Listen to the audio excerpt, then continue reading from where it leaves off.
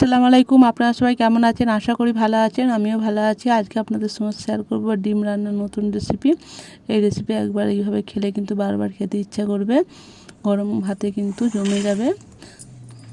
তার জন্য পুরো ভিডিও স্কিপ না করে দেখবেন, আশা করি ভালো লাগবে। আমি একটা জায়গায় মটরশুঁটি নিয়েছি 1 বাটি মতন, তাতে টমেটো দিয়ে দিলাম একটা, আর মিডিয়াম সাইজের একটা পেঁয়াজ।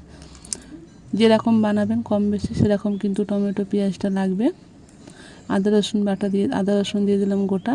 দেওয়ার পরে একটা জায়গায় আমি 2টো ডিম ভেঙে নিচ্ছি। ডিমটা আমি 2টো দিয়েই বানাবো। আপনারা এখানে চাইলে আরও বেশি ডিমও নিতে পারেন। ডিমেতে লবণ, লঙ্কা গুঁড়ো, হলুদ গুঁড়ো, ধনিয়া গুঁড়ো, জিরা গুঁড়ো এই সমস্ত দিয়ে দিতে হবে অল্প অল্প করে। দিয়ে ভালো করে এটা ফাটিয়ে নিতে হবে। ভালো করে একটু মশলাটা যাতে মাখানো হয়ে যায় সেরকম আমার হয়ে গেছে। এবার দেখুন উপর দিয়ে 2টা কাঁচা লঙ্কা দিয়ে দিলাম। এবার ভালো করে বসিয়ে দিতে হবে, কিন্তু বসিয়ে আমি এইভাবে চাপা দিয়ে দেবো।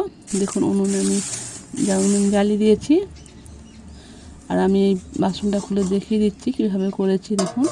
আর এর উপরে আরেকটা আমি ঢাকনা ছোটো মতন দিয়েছি মাপের, যাতে তাড়াতাড়ি একটু হাওয়া বাসনা হয়, তাড়াতাড়ি ভালোভাবে জিনিসটা রান্না হয়ে যায়।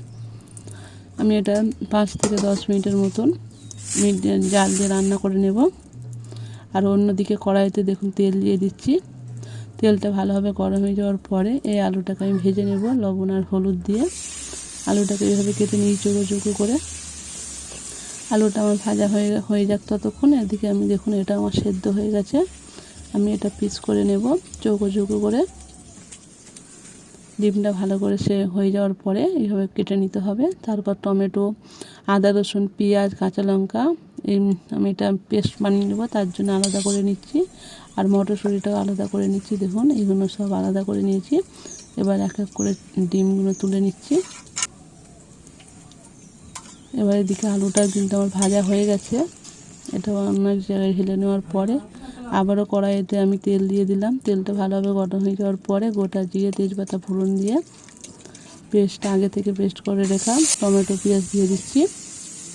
ভালো করে তেলের সঙ্গে এটা একটু ভেজে নিতে হবে, যাতে টমেটো আর পেঁয়াজের এক্সট্রা পানিটা চলে যায়। তারপর এখানে মশলা দিয়ে দিতে হবে এক এক করে। ঝালটা কম, আমি এখানে ঝাল খুবই কম মশলা দিয়েছি, যেহেতু বাচ্চারা খাবে একটু কম মশলা দিতে খেতে পারবে। ঝাল, হলদি, লবণ দিয়ে ভালো করে মশলাটাকে কষিয়ে নিতে হবে অল্প অল্প পানি দিয়ে। একঘেয়েমি ডিম রান্না হচ্ছে, এইভাবে একবার ডিম রান্না খেয়ে দেখবেন, গ্যাস কিন্তু অসাধারণ লাগবে খেতে, কিন্তু খুবই ভালো। গরম ভাতে কিন্তু রুটিতেও খেতে পারেন। মশলাটা আমার কষানো হয়ে গেছে। হয়ে যাওয়ার পরে আগে থেকে ভেজে রাখা আলুটাও দিয়ে ভালো করে কষিয়ে নিতে হবে অল্প অল্প পানি দিয়ে। এই যে পানিটা দিয়েছি এই পানি দিয়ে ভালো করে কষিয়ে নেব। তারপরে এখানে দিয়ে দিচ্ছি ধনিয়া গুঁড়ো দিচ্ছি, দিয়ে আবারও ভালো করে কষিয়ে নিচ্ছি। একটু কষানো হয়ে যাওয়ার পরে দিয়ে দিচ্ছি সেদ্ধ করে রাখা মটরশুঁটি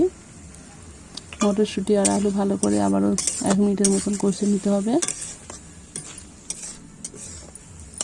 দেখতেই পাচ্ছেন কত সুন্দর হয়েছে। এইভাবে কষে নিতে হবে মিডিয়াম আছে।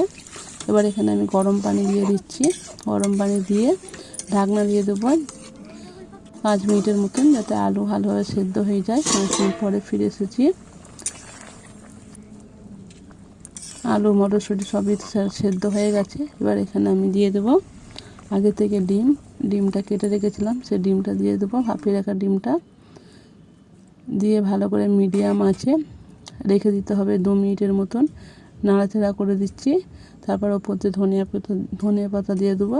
আর কিছুই মশলা দেবো না, খুব সিম্পলভাবে করেছি, সহজ মশলা দিয়ে ঘরোয়া কিছু। এখানে আপনারা চাইলে গরম মশলা অ্যাড করতে পারেন, আমি গরম মশলাটা দিচ্ছি না। ধনেপাতা দিয়ে ঢাকনা দিয়ে 2 মিনিটের মতন রেখে দিলেই কিন্তু আমার রান্না হয়ে যাবে ডিম ভাপার এই মটরশুঁটির রেসিপিটা। খুবই সুন্দর হয়েছে খেতে, দারুণ স্বাদের, কম মশলা দিয়ে রান্না করেছি। যদি ভিডিওটা ভালো লাগে পাশে থাকবেন। এখানে আমি ভিডিওটা শেষ করছি। সবাই ভালো থাকবেন, সুস্থ থাকবেন।